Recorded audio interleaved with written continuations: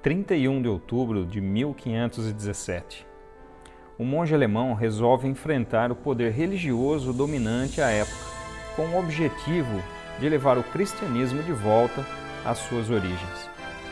No mês de outubro deste ano, Lutero organizou um debate sobre a prática de vender indulgências.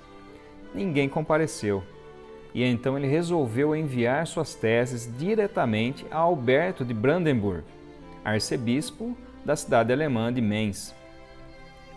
Ao mesmo tempo, ele fixou as 95 teses no portão da Igreja de Todos os Santos em Wittenberg, que serviu como uma espécie de outdoor na época. O movimento desencadeou um debate que abalou os alicerces da Igreja.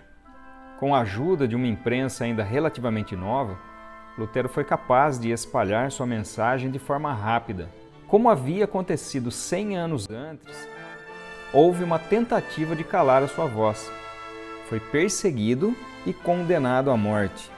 Porém, as raízes da reforma já estariam definitivamente firmadas e o crescimento desse movimento foi inevitável. Por meio de seu estudo da Bíblia, Lutero desenvolveu princípios teológicos fundamentais que redundaram nas chamadas 5 solas da Reforma Protestante. Sola Scriptura. O primeiro é a Sagrada Escritura, ou somente as Escrituras. Ele viu a Bíblia como a única referência da verdade, enquanto a Igreja, na época, também se baseava em textos adicionais escritos pelo Papa e pelo Sínodo. Reafirmamos a Escritura inerrante como fonte única de revelação divina, escrita, única para constranger a consciência. A Bíblia sozinha ensina tudo o que é necessário para a nossa salvação do pecado e é o padrão pelo qual todo comportamento cristão deve ser avaliado. Negamos que qualquer credo, concílio ou indivíduo possa constranger a consciência de um crente, que o Espírito Santo fale independentemente de ou contrariando o que está exposto na Bíblia, ou que a experiência pessoal possa ser veículo de revelação. Sola Gratia. O segundo princípio é o de que a salvação só vem por meio da graça de Deus e não por boas ações. Essa crença tornava a venda de indulgências obsoleta. Essa prática prometia amenizar ou extinguir o tempo de penitência dos devotos no purgatório. Reafirmamos que na salvação somos resgatados da ira de Deus unicamente pela sua graça. A obra sobrenatural do Espírito Santo é que nos leva a Cristo, soltando-nos de nossa servidão ao pecado e erguendo-nos da morte espiritual à vida espiritual. Negamos que a salvação seja em qualquer sentido obra humana. Os métodos, técnicas ou estratégias humanas por si só não podem realizar essa transformação. A fé não é produzida pela nossa natureza não regenerada. Solus Christus. Em terceiro lugar, Lutero concluiu que Jesus Cristo, através da sua morte na cruz, pagou a pena por todos os pecados e é a única ponte e único intercessor entre os homens e Deus. Reafirmamos que nossa salvação é realizada unicamente pela obra mediatória do Cristo histórico. Sua vida sem pecado e sua expiação por si só são suficientes para a nossa justificação e reconciliação com o Pai.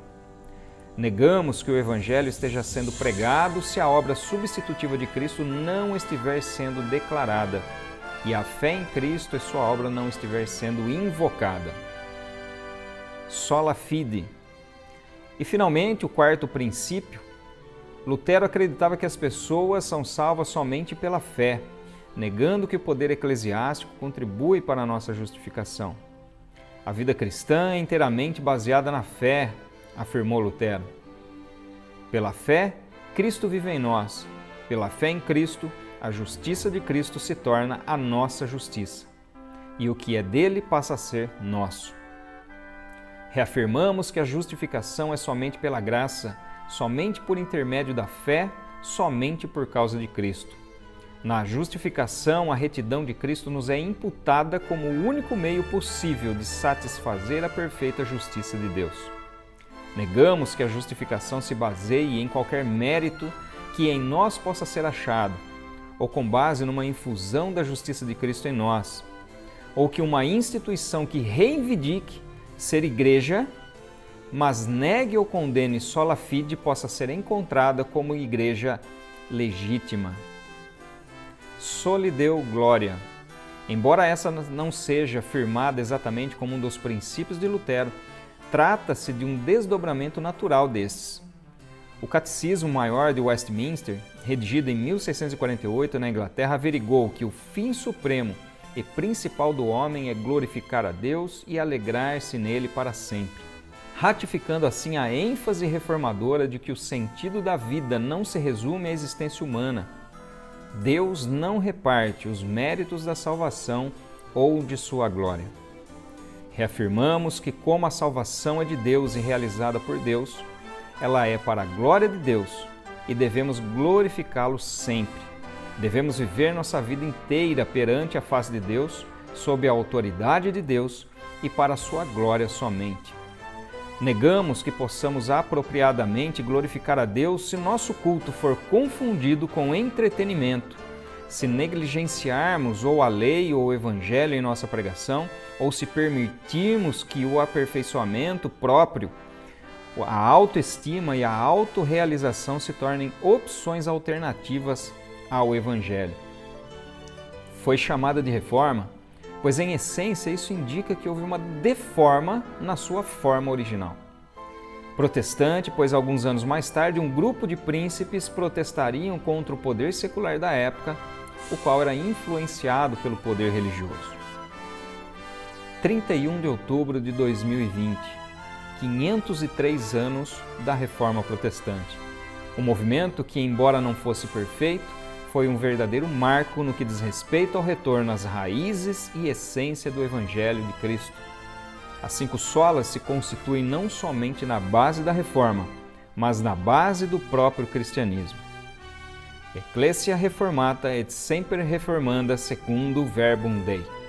A Igreja reformada, sempre se reformando de acordo com a palavra de Deus. Nos voltemos às Escrituras e nos certifiquemos que o nosso cristianismo está centrado na boa, agradável e perfeita vontade de Deus.